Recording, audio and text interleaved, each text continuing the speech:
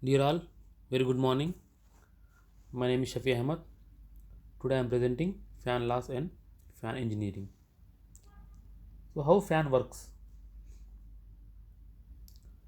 What is the relation of fan speed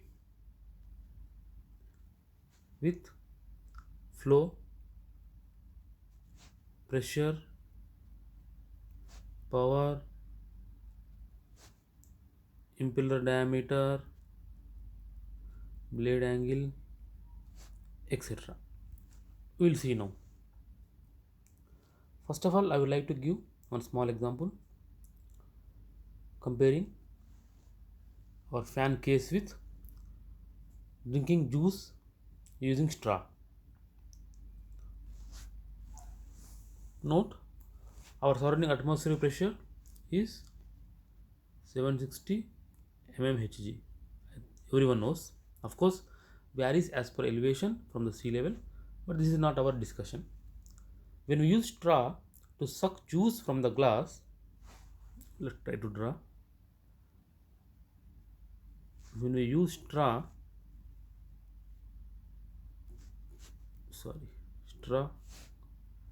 glass. When we use straw to suck juice from the glass, actually we are creating vacuum in our mouth by sealing our lips. Let's say vacuum created is minus 1 mmHg. So due to the difference in the pressure, immediately the fluid in the glass and the juice flows into our mouth. This is a small example. Similarly, when we rotate fan at say 980 rpm, due to geometry of the fan arrangement and impeller design, it is creating a vacuum pressure which draws airflow from the atmosphere into the fan. This is the basic principle. So I hope it is clear. Now, how much flow at what pressure, etc., is depend on fan arrangement, impeller diameter, impeller width, number of blades, blade angle, etc. We will see now. Before this, we'll have a look about fan laws. What the fan laws say? Flow is proportional to speed of the fan. Total pressure is proportional to square of the speed of the fan, and total power is proportional to cube of the speed of the fan, and proportional to densities if there is a difference in the densities during increasing the fan rpm. Similarly, the relation of flow with impeller dia is cube times, pressure with impeller dia square times, and power with impeller dia fifth power times. So this is the relation. Now we will look at the fan engineering.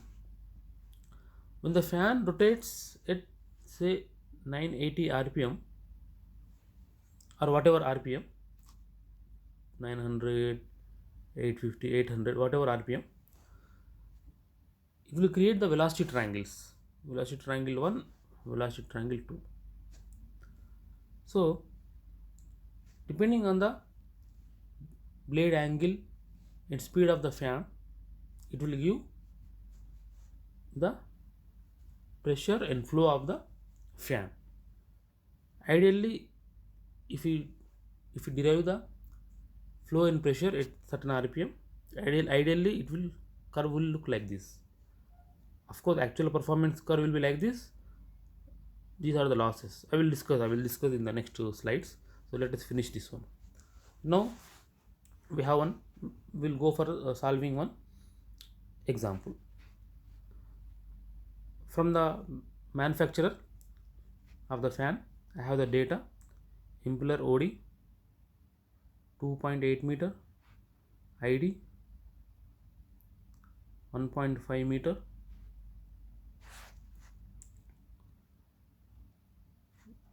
blade angle 35 degrees, blade angle 25 degrees, and width 0.4 meter.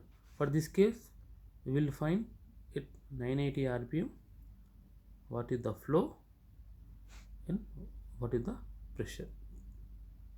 created by the fan. Now we'll solve the equations one by one.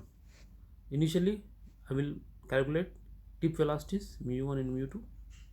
mu1 is equal pi d1 perimeter into speed of the fan divided by 60 is equal 3.14 into 1.5 into 980 by 60, which will give 77 meters per second. Similarly, mu2 tip velocity, this is mu1 is triangle, mu1 is 77, this is beta 1 35, this is the radial velocity, air entering through the idea of the fan, impeller idea of the fan. Similarly, mu2 pi d2 into n2 by 60, which will give 143 meters per second. So this is 143 meters per second. Now I know mu1 I have 35 degrees angle, then tan 35 is equal VR1 by 77. If you calculate, it will give VR1 is equal 54 meters per second. VR1 is equal 54 meters per second. Air entering in this velocity in the idea of the impeller. So I know the velocity, so I have idea of the fan. Then my flow is pi d1, width of the impeller, most important, a radial velocity. So 3.14 into 1.5 into 0.4 into radial velocity is 54, which will give, calculate means 101 meter cube per second. So this fan is giving 101 meter cube per second at 980 rpm. So now we will calculate the VR2. Using this equation, I will calculate VR2.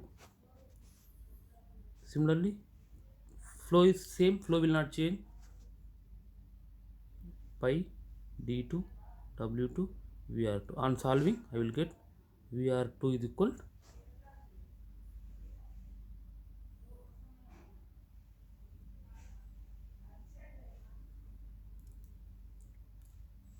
28.72 meters per second. 28.72 meters per second. Now I have this angle 25 and this angle 25. Then tan 25 is equal opposite by adjacent. Let's say this is absolute velocity VW2, gives me 28.72 by tan 25, gives VW2 is equal 61.59 meters per second. This is 61.59.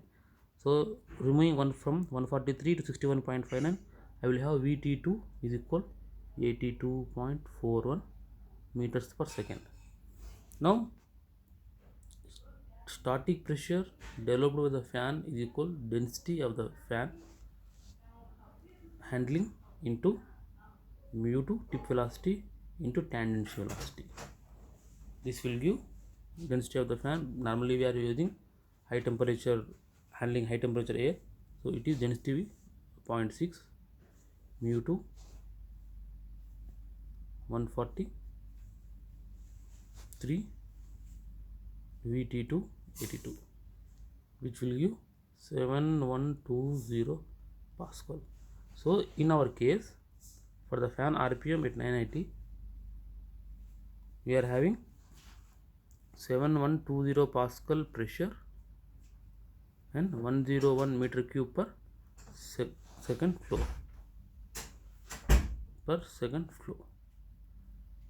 So similarly, in the Excel sheet, if we put these values, we can have the values of flow and pressure at each RPM, 980, 950, 940, 900, whatever. Then the curve will look like this. As I told, it will look like this. This is the theoretical ideal curve. It should follow this line. This is a very simple example. If anyone have doubt, you can ask me anytime, no problem. So now we will see. I told theoretical curve will look like this, but our ideal performance curve is this one. Sorry. So what about other, what happening here? Once our fan rotates, there are many losses in our fan. After all the losses, our fan follows this curve. This curve normally is supplied by the fan supplier. Every fan supplier will give this curve. So based on this curve, we can have our data with respect to pressure, power, etc. So there are, just I would like to mention what are the major losses. There is loss due to circulatory flow between the blades. This from here to here, friction between fluid particles in the blade. And for these losses, these are entrance losses, and these losses due to partially filled passage, and this loss is air leakage. So these are losses. After all the losses, our curve follows this path. This is we call system resistance curve at particular rpm, at some particular rpm. Okay, next, when we want to draw a curve with respect to flow versus pressure, this is the curve what it follows. This is called system curve. When we go on increasing the flow, the pressure will increase, as you see, is proportional square. And when we go on increasing the flow, the power also will increase in cube times. Looks like this. When initially my flow is 0, and let's say I closed my damper, it will create the maximum pressure here. Once I open the damper slowly, the resistance is decreasing and the flow is increasing. The resistance is decreasing and the flow is decreasing. So here, after some time, it will match the system curve. This is we call the operating point of the fan. So from this, we can get the maximum efficiency of the fan on which we can operate the fan. So these are some basic engineering and laws I have explained. In next section, I will go in detail about the blowers, compressors, etc. So thank you very much.